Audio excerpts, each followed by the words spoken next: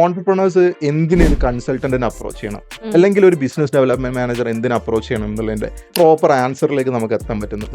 നിങ്ങളെ ബിസിനസ്സിനെ അല്ലെങ്കിൽ ഒരു ഓൺടർപ്രണർ അയാളുടെ ബിസിനസ്സിനെ ഡെവലപ്പ് ചെയ്യുന്നതിന് കൂടെ തന്നെ, ഡെവലപ്പ് ചെയ്യുന്നതിന്റെ തൊട്ട് മുന്നേ തന്നെ അയാൾ ആക്ച്വലി ചെയ്യേണ്ടത് ഇതിനെ ഡെലിഗേറ്റ് ചെയ്യും, ഓട്ടോമേറ്റ് ചെയ്യുകയും ചെയ്യണം. ബിസിനസ് ഓട്ടോമേഷൻ നടന്ന് നിങ്ങൾ ഉറങ്ങുമ്പോൾ പോലും നിങ്ങളുടെ അക്കൗണ്ടിലേക്ക് ഫണ്ട്സ് വരുന്ന രീതിയിൽ ആ ബിസിനസ്സിനെ ഓട്ടോമൈസ് ചെയ്യാൻ പറ്റും.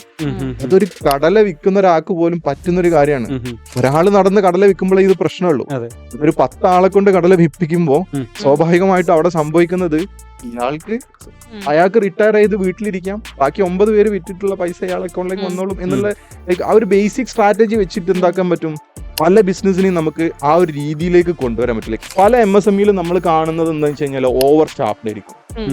ലൈക്ക് എല്ലാത്തിലേക്കും ഇങ്ങനെ ഒരു ഐഡിയ ഇല്ല എന്തിനാണ് നമ്മൾ സ്റ്റാഫിനെ എടുക്കുന്നത്, സ്റ്റാഫിനെ ഹയർ ചെയ്യുന്നത് എന്താണ്, അല്ലെങ്കിൽ വെറുതെ ഒരു സെയിൽസിലേക്ക് ഒരു സെയിൽസ് സ്കിൽ ഇല്ലാത്ത ഒരു സ്റ്റാഫിനെ ചിലപ്പോൾ എടുത്തിട്ടുണ്ടാവും. അയാളെ ഒരു സൈഡിൽ പോയിട്ട് ചിലപ്പോൾ ഫോൺ കളിക്കുന്നത്.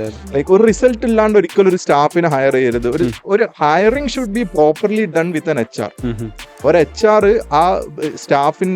ആ സ്റ്റാഫിന്റെ ഡെസിഗ്നേഷൻ എന്താണെന്ന് നോക്കി ആ ഡെസിഗ്നേഷന് വേണ്ടിയിട്ടാണ് ഒരു സ്കില്ലിനെ സ്വാഭാവികമായിട്ടും ആ പൊട്ടൻഷ്യലിനെ ആ ബിസിനസിന്റെ സിസ്റ്റത്തിന്റെ ഉള്ളിലേക്ക് കൊണ്ടുവരേണ്ടത്.